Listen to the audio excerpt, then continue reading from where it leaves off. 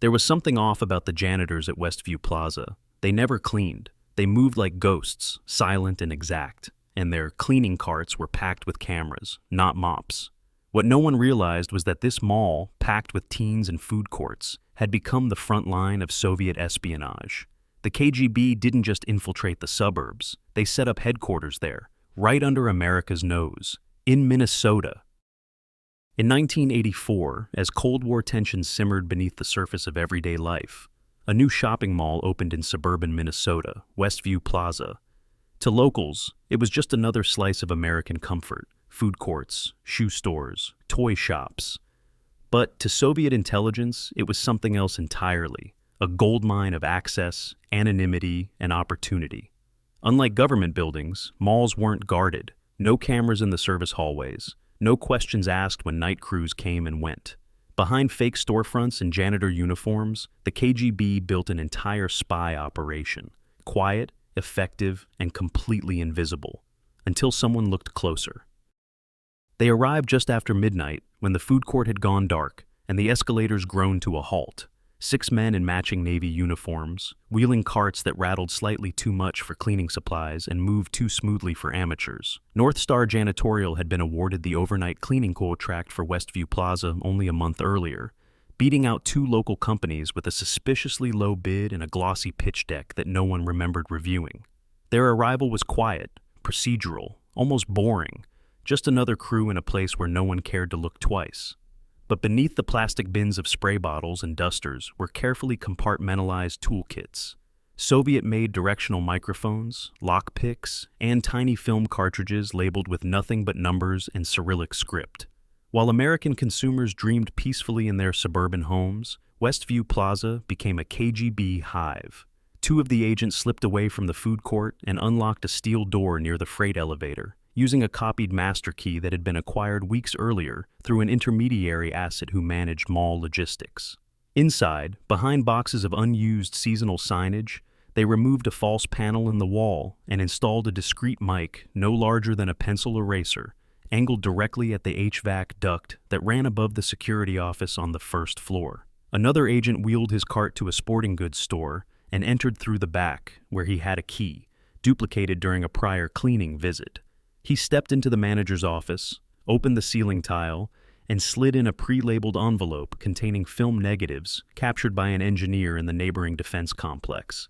Minutes later, a second agent entered and swapped the envelope with another containing payment. Thin bands of sequential bills, wrapped in a plastic grocery bag. All of it was executed in silence, with no spoken instructions, no radios, only a rehearsed clockwork routine that had been refined over years of operations across Europe and South America. Their cover was nearly flawless. They signed logbooks, wore IDs, nodded at mall security guards, and even vacuumed occasionally, but never long enough to clean anything. On cameras, they looked like any other night crew, invisible, boring, and harmless. But behind the locked janitor closets, they had turned supply rooms into dark rooms, lockers into dead drops, and air vents into listening posts. No one questioned why North Star's contracts listed 10 employees, but only 6 were ever seen.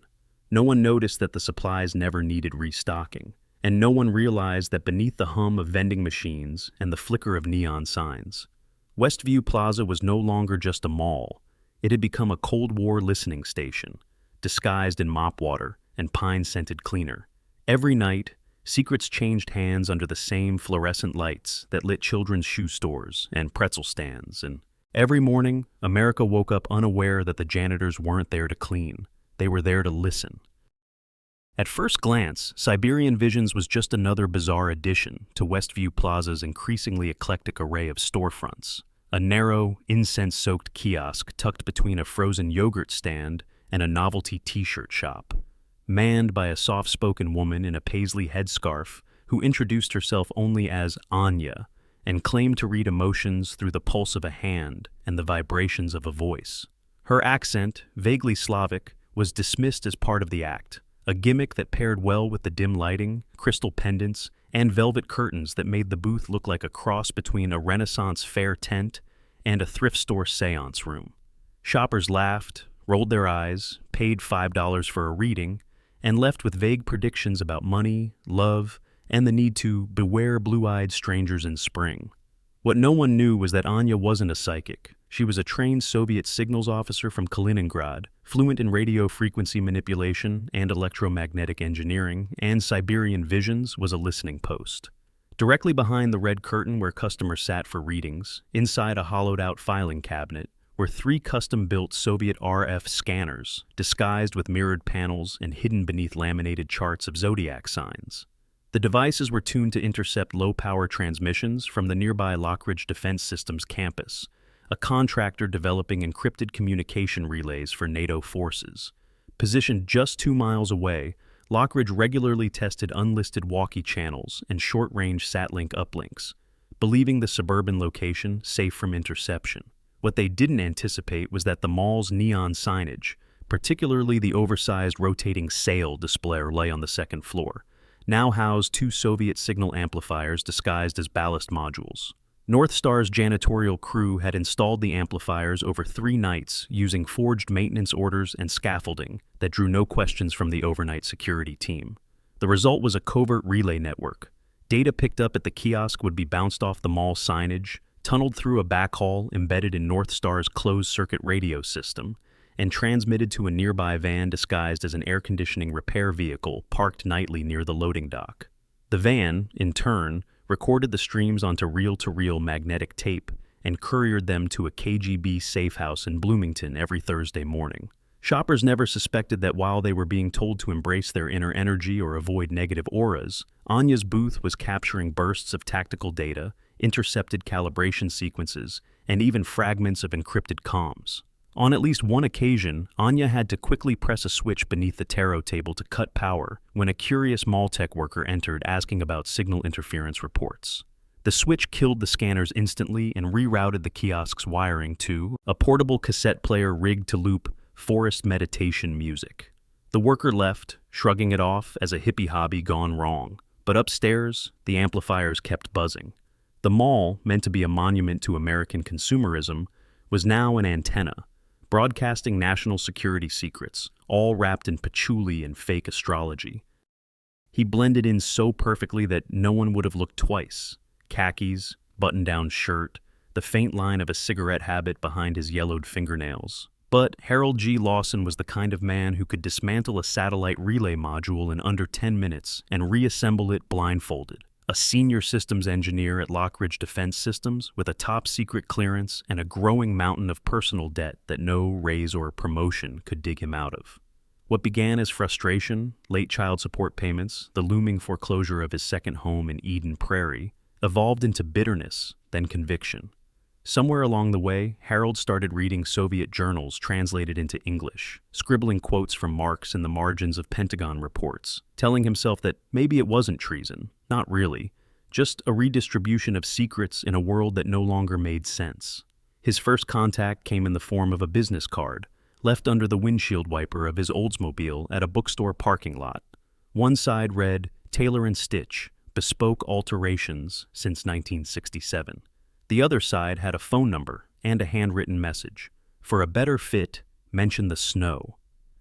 That night, Harold called, muttered the phrase, and was scheduled for a Tuesday afternoon appointment. The tailor, a wiry man with trembling hands and wireframe glasses, took his measurements with unusual thoroughness and spoke in a voice barely louder than the hum of the steam press. At the end of the visit, the man handed Harold a brown envelope with a handwritten label, "First Fitting," and asked for one thing. Only originals, no copies, no film. Harold understood instantly. That week, he removed 3 pages of telemetry schematics from a document binder during a late shift, folded them into quarters, and slid them into his lunchbox. On Thursday afternoon, he strolled through Westview Plaza, purchased a root beer and fries, sat alone in the food court, and waited for his opportunity. When a mother turned to tend to her child at the next table, Harold stood, walked past her, and carefully placed the soda cup, lid still sealed, straw untouched, on top of the trash bin instead of inside it. Then he walked away without looking back. The next day, his dry cleaning was ready early. Inside the inner lining of his tailored suit jacket, folded behind the breast pocket, was a thick white envelope containing 2,000 in sequential bills. There was no note, no confirmation, but the message was unmistakable. For the next 9 months, Harold continued the routine, slipping schematics, code books, and technical summaries into cups, napkin holders, even hollowed-out paperback novels, anything inconspicuous. The exchanges happened like clockwork, every Thursday, each one leaving him both richer and more terrified. He drank more, shaved less, and grew paranoid that every mall cop was watching him. But the money was real. The envelope always came back. And each week, the tailored suits fit a little better, while the seams of his conscience slowly began to fray. Behind the cheerful blinking lights of the Westview toy chest, a pastel-colored storefront filled with rubber dinosaurs, battery-powered helicopters, and an eternally grinning animatronic bear that sang birthday songs on loop, was a door marked staff only that led to a narrow, windowless corridor which few employees ever bothered to enter. At the far end, behind a stack of empty shipping boxes and a mop bucket no one ever moved, a false wall concealed a short staircase leading down to what was, on the surface, a repurposed stockroom. But within those concrete walls, bathed in the red glow of safe lights and thick with the acrid stench of developer chemicals, KGB agents had established a fully functional darkroom, built with Soviet equipment smuggled into the country piece by piece and assembled under the guise of mall renovations. It was here that the real espionage work took shape. A high-resolution Soviet reconnaissance camera, concealed inside a toy display shelf facing one of the large plate glass windows, captured hundreds of still photographs daily, not of children playing with action figures or parents scanning price tags, but of license plates parked across the street at Bob's Diner, a greasy spoon breakfast joint popular with nearby Lockridge Defense Systems personnel. The lens, masked behind a reflective sticker on a display for remote-controlled cars, was calibrated to a fixed focal range, automatically snapping a photo every 8 seconds between 7 a.m. and 9 a.m., and again between 12 p.m. and 2 p.m., the diner's busiest hours. Each exposure was time-stamped and date-stamped using a rigged internal clock wired through the toy shelf's power cable, with a silent motor adjusting the shutter and a microprinter labeling the film canister. At night, when the mall shut down and the last of the janitorial crews were running interference, an agent posing as a toy stalker would remove the film, descend into the hidden darkroom, and develop the rolls using a precise chemical formula that left no lingering scent and minimal residue, then log the plates, faces, and seating patterns into a handwritten ledger. Faces were compared against a classified Soviet dossier stored in microfilm and housed in a hollowed-out HVAC vent in the mall's sub-basement. A vent marked "Do Not Adjust" calibration zone, which no American maintenance worker dared to tamper with. Once every 2 weeks, the logbook was collected and replaced with a fresh one, with the old copy passed via dead drop to a diplomatic courier at the Soviet consulate in Chicago. These logs detailed movement patterns, known vehicles of military personnel, estimated frequencies of visits, and lunch companions, tiny details that could build entire operational portrait seats when cross-referenced with intercepted RF chatter from the psychic kiosk or intel from Harold Lawson's microfilm. The toy store darkroom was rarely questioned. It was sealed from public access, never staffed during the day, and the few curious teens who wandered too far backstage were quickly redirected by an employee who always had a name tag, but whose name never showed up on payroll. Behind shelves of plastic swords and stuffed unicorns, Soviet intelligence was building a dossier on the movements of America's defense brain trust, one snapshot at a time. Maria Vega had cleaned dozens of bathrooms in her life, gas stations, bus depots, office parks, but nothing ever prepared her for what she found during the graveyard shift at Westview Plaza on a rainy Tuesday in October of 1986. The mall was mostly empty, the night quiet except for the hum of fluorescent lights and the occasional crackle of North Star Janitorial's handheld radios, but Maria had stayed late to restock supplies in the lower-level women's restroom near the movie theater, a space most of the crew avoided because the plumbing always backed up. She was alone, sorting replacement toilet paper rolls and checking expiration dates on soap bottles, when she pulled the maintenance closet door wide and reached for the plunger, a cheap one, rubber bulb stained from overuse, and felt something shift inside its hollow handle. Curious, she unscrewed the top out of habit, thinking it might be clogged, and instead discovered a black plastic canister the size of a roll of quarters tucked neatly inside. It wasn't labeled, but it was heavy, sealed, and warm to the touch, as if it had just been handled. Maria blinked, turned it over in her hand, and felt the hairs on the back of her neck rise. She had grown up in Havana during the years of rations and radio silence, the daughter of a political prisoner who once warned her to trust her instincts before her eyes.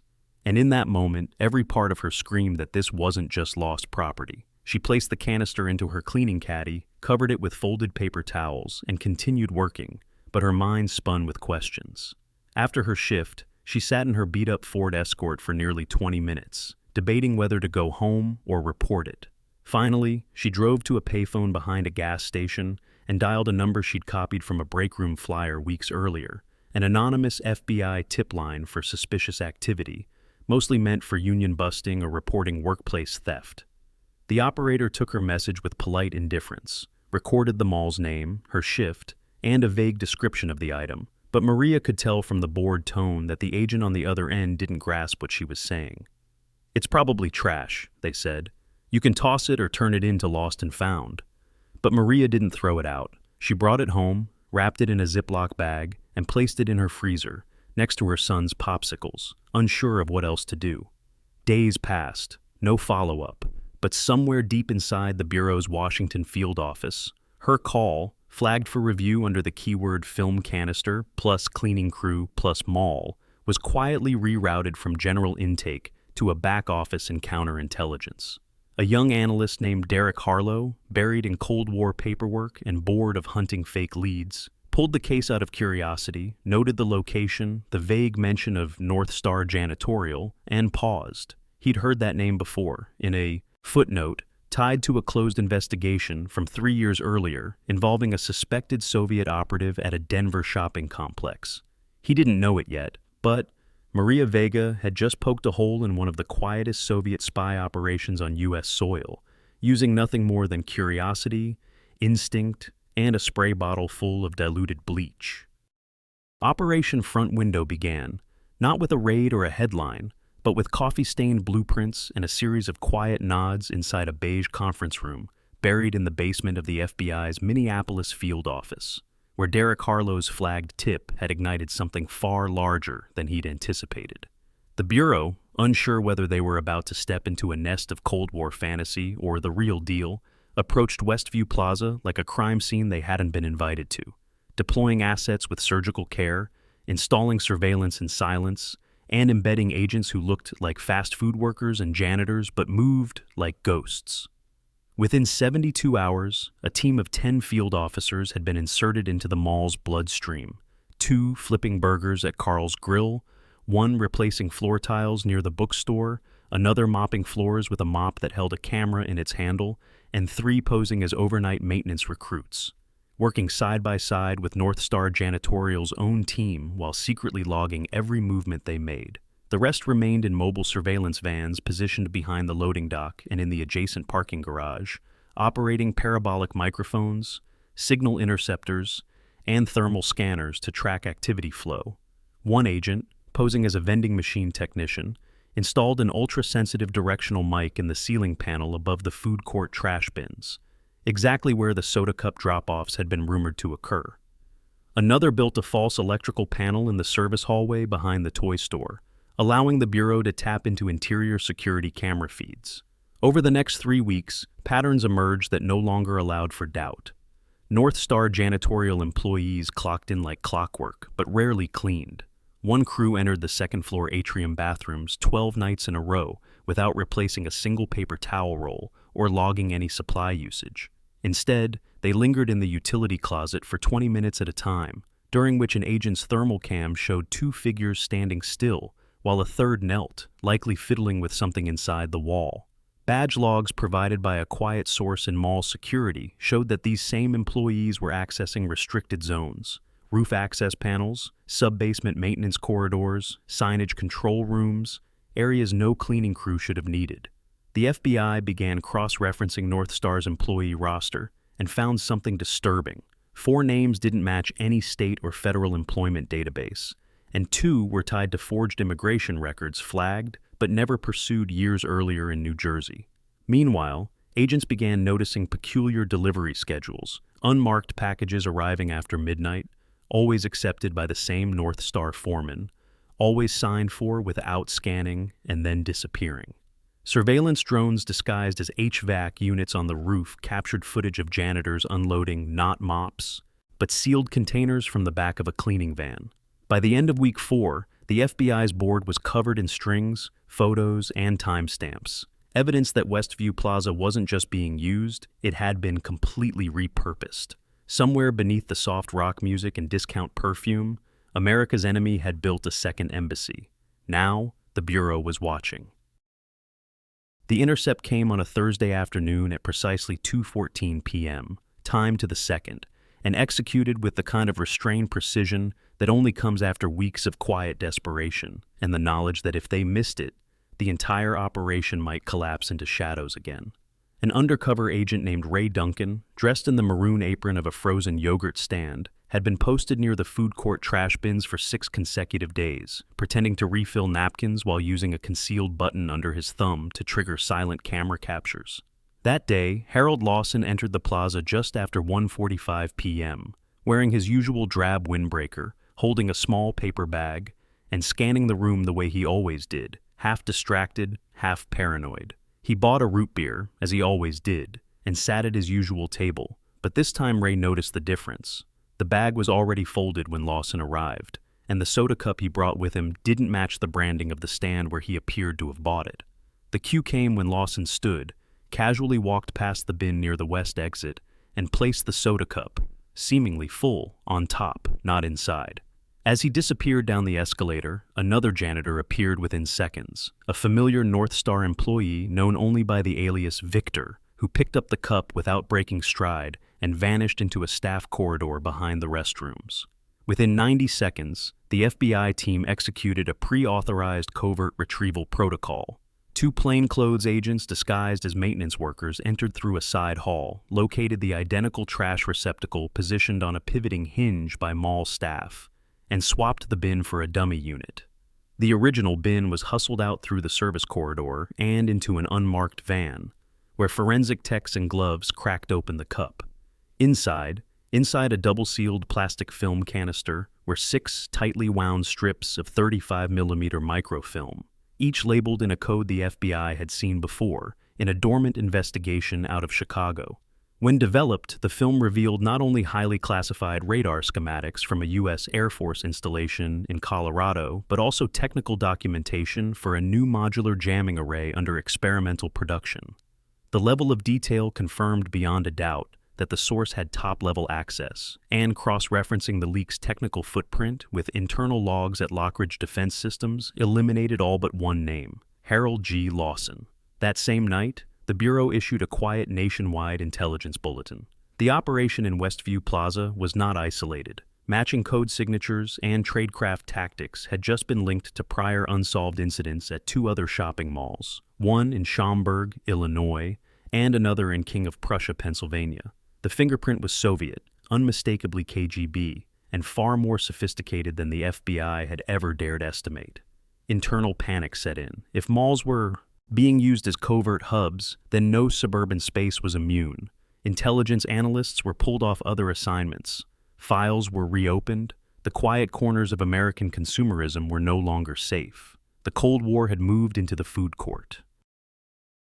At precisely 2:03 a.m. on June 12, 1986, beneath a sky smothered in humid Midwestern fog, 4 unmarked FBI vans rolled silently into the rear service lot of Westview Plaza, headlights off, radios muted, brake lights covered in red cellophane to avoid detection by the mall's aging security cameras.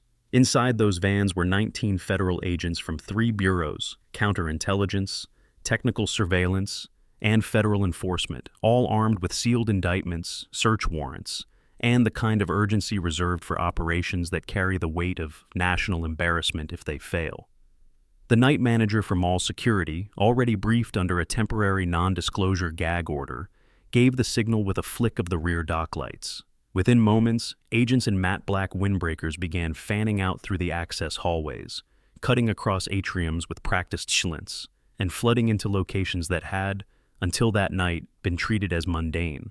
The janitor's break room, the utility corridor behind the psychic kiosk, the sub-basement beneath the toy store. The North Star janitorial crew had just clocked in 15 minutes earlier, unaware that their final shift had already begun.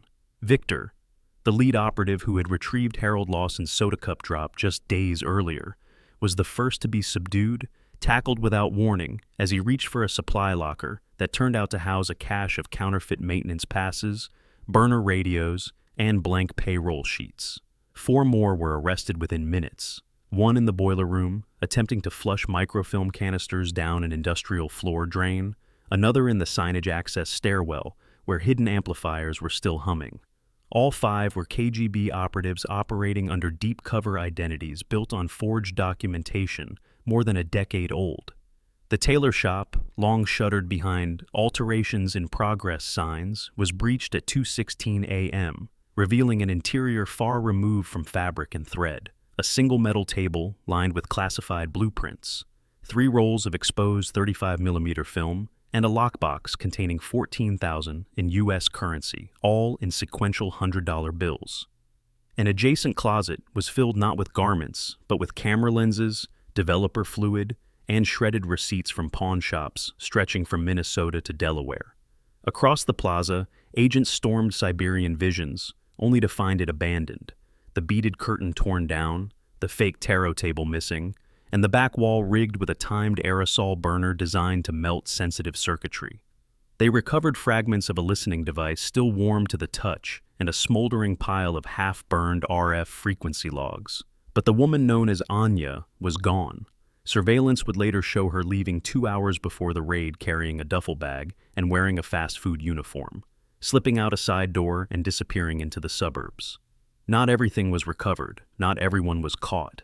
Second listening post was suspected, but never located. In a supply closet behind the bookstore, a locked vent was missed entirely, and behind it lay 3 unprocessed film canisters and the final payment envelope intended for Harold Lawson, still sealed, waiting in the dark. The operation was a success, but it left a trail of ghosts, and Westview Plaza would never be the same. The damage report began as a trickle, 4 typed pages submitted to the FBI's Internal Counterintelligence Division by mid-morning on June 13, 1986, then swelled into a 118-page classified dossier distributed under red stamp clearance to a joint task force, assembled hastily between the FBI, CIA, NSA, and Department of Defense. What they found sent ripples of unease through every rung of the U.S. intelligence hierarchy. A partial inventory of what had been successfully stolen, transmitted, or copied by the KGB network at Westview Plaza over a 2-year period. Recovered microfilm reels revealed not just radar array blueprints, but personnel dossiers for over 45 employees at Lockridge Defense Systems, including home addresses, clearance levels, and psych evaluations from internal HR files. Materials that should never have left the facility, let alone ended up hidden behind a toy store. Technical readouts on next-generation battlefield jamming devices had been documented, including prototype specs and testing schedules. Security camera footage pulled from mall systems, retrospectively analyzed, showed at least 3 suspected Soviet agents never identified among the arrested crew, 2 of whom had been filmed calmly wheeling out mop buckets days before the raid. Their faces partially obscured, their final appearance time-stamped at 1:08 a.m. on June 10th. They had vanished into the Minneapolis suburbs and beyond, leaving behind lockers filled with shredded codebooks and wiped radios. Worse, surveillance logs recovered from the psychic kiosk's smoldering backroom revealed evidence that the Soviets had advanced knowledge of the FBI's movements. Anomalies in the janitorial shifts, inconsistencies in mall security logs, and, most damning, references to watch orders issued by bureau personnel that had never been made public. A classified memo, buried in the appendix of the damage report, listed the chilling possibility of a leak inside U.S. intelligence, someone high enough to intercept warrant orders or operation times and tip off the targets. Internal Affairs launched an immediate audit, tracing every clearance access point, phone call, and digital trail leading to the raid's planning phase. Dozens were interviewed, polygraphs were ordered, but no definitive mole was ever found. Some suspected a compromised contractor, others a foreign national working in D.C., but the conclusion, officially, was inconclusive. What couldn't be denied, however, was the magnitude of what had slipped through the cracks. Dozens of communications logs had already been burned or destroyed before agents arrived. Signal jamming activity from the mall's signage amplifiers indicated long-range broadcasts had occurred, possibly directed to mobile Soviet units or embedded receivers in diplomatic vehicles operating under immunity. Entire packages of film were believed to have been carried out of the country weeks before the operation began, and of the being known Soviet tradecraft signatures, at least 3 matched techniques used in other active investigations on the East Coast, tying the Westview operation to an even broader network, stretching into Chicago, Philadelphia, and possibly Los Angeles. Though 5 were arrested and 2 front operations were dismantled, the true scale of infiltration remained unknown. For the intelligence community, it was a victory with an asterisk, one that would haunt the margins of Cold War history for years to come. Westview Plaza did not die in a blaze of headlines or a televised reckoning. It was erased carefully, deliberately, with the sin of bureaucratic silence that covers up not only embarrassment, but a deep institutional fear of how close disaster had come to wearing a name tag and folding napkins in plain sight. Within 4 months of the June raid, the FBI issued a joint advisory to the property's owners through a classified channel embedded in the Department of Commerce's Infrastructure Security Bureau, strongly urging the immediate sale and repurposing of the premises. By October 1986, the deed had quietly changed hands to a shell company with vague international ownership, and a hastily renamed Northridge Commons appeared in local business filings. But the rebrand didn't work. The foot traffic never returned.